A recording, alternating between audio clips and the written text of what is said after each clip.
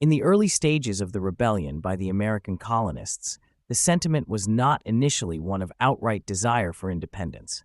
Many colonists still identified as English subjects, feeling aggrieved by what they perceived as the denial of their rights within this identity.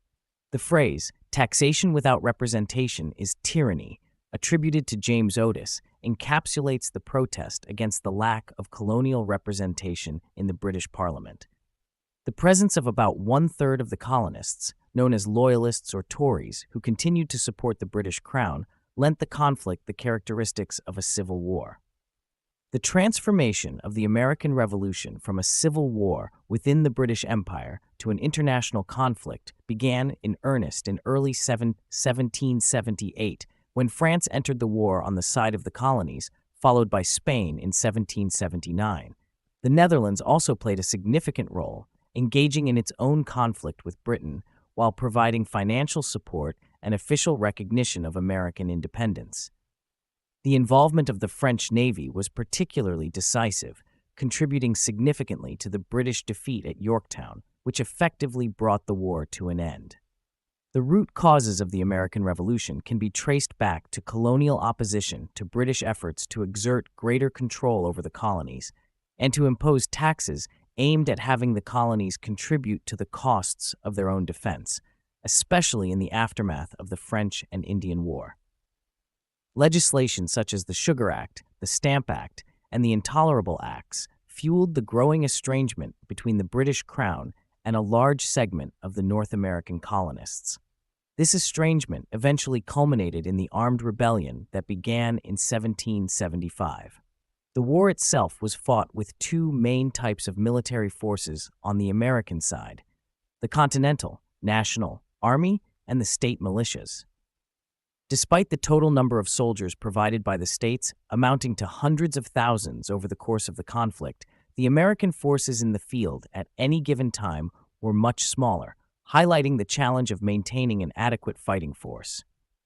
The difficulties in sustaining the Continental Army were manifold, including traditional colonial opposition to standing armies, the demands of agriculture, competition from state militias, and the challenges of ensuring stable pay in an inflationary environment. In contrast, the British Army consisted of a relatively small professional force. To supplement its ranks, the British government resorted to hiring approximately 30,000 troops from various German principalities, a practice that provoked significant antagonism among the American populace. Despite the professionalism of the British Army, its leadership sometimes suffered from a lack of imagination and initiative, which, combined with the strategic and tactical advantages leveraged by the American forces, including significant foreign assistance, ultimately led to the British defeat. The American Revolution, therefore, was not just a war for independence, but a complex and multifaceted conflict. It was a civil war, an international conflict, and a struggle for the rights and freedoms of a people, culminating in the establishment of the United States of America as an independent nation following the peace treaty in 1783. The early stages of the American Revolution were marked not only by a clamor for rights and representation, but also by deep internal divisions within the colonies themselves. These divisions were most visibly embodied by the Loyalists, or Tories, who comprised about one-third of the colonial population. Their steadfast support for the British Crown underscored the Civil War aspect of the conflict, as families and communities were often split by their allegiances. The transformation of the American Revolution into an international conflict significantly altered its scope and scale. This change was initiated by the entry of France into the war in 1778, followed by Spain in 1779, and the involvement of the Netherlands, all of which opposed Britain for their own geopolitical reasons. France, in particular, played a crucial role, not just on land, but also at sea. The French Navy's involvement was pivotal, culminating in the Siege of Yorktown in 1781, where its blockade was instrumental in forcing the British surrender. The support from the Netherlands, though less militaristic than that of France, was no less significant. By providing financial aid and officially recognizing the independence of the United States, the Netherlands contributed to the international legitimacy and economic viability of the American cause. This support from across the Atlantic underscored the global dimension of the conflict, illustrating how the American struggle for independence had ramifications far beyond its shores. The internationalization of the war was a double-edged sword for the British. While it diverted British resources and attention on multiple fronts, it also highlighted the limitations of British military power when stretched across the globe. The involvement of European powers in the conflict not only bolstered the American war effort, but also signaled a shift in the balance of power, demonstrating that the rebellion in the American colonies was a matter of international concern and not merely a domestic insurrection. Thus, the internal conflict within the colonies, characterized by the division between Loyalists and Patriots, was intricately connected to the broader international dimension of the American Revolution. The alliances formed by the American Patriots with France, Spain, and the Netherlands transformed their struggle for independence into a global contest against British imperialism. This convergence of internal divisions and international involvement was a defining feature of the American Revolution, ultimately contributing to the successful establishment of the United States of America.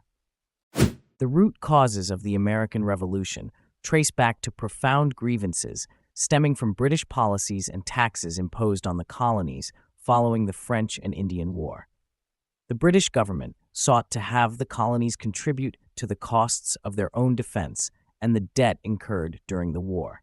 This led to the enactment of several controversial pieces of legislation, including the Sugar Act of 1764, the Stamp Act of 1765, and a series of punitive measures known as the Intolerable Acts in 1774. These laws not only placed economic burdens on the colonies, but also inflamed sentiments of disenfranchisement and injustice, as they were enacted without any representation of the colonies in the British Parliament. The imposition of these acts deepened the estrangement between the British Crown and the American colonies, leading to widespread protests and acts of civil disobedience. No taxation without representation became the rallying cry for colonial opposition, encapsulating the core issue of governance without consent. This period of heightened tension and conflict laid the groundwork for the colonies' push towards independence. In response to the growing unrest and the militarization of the conflict, the colonies began to organize their military forces. The Continental Army was established by the Second Continental Congress in 1775, marking a significant step towards a unified colonial military effort. The army was supplemented by state militias, which were composed of local volunteers. The formation of these forces represented a critical shift from protest to armed rebellion. The organization, discipline, and challenges of the Continental Army and state militias contrasted sharply with those of the professional British Army.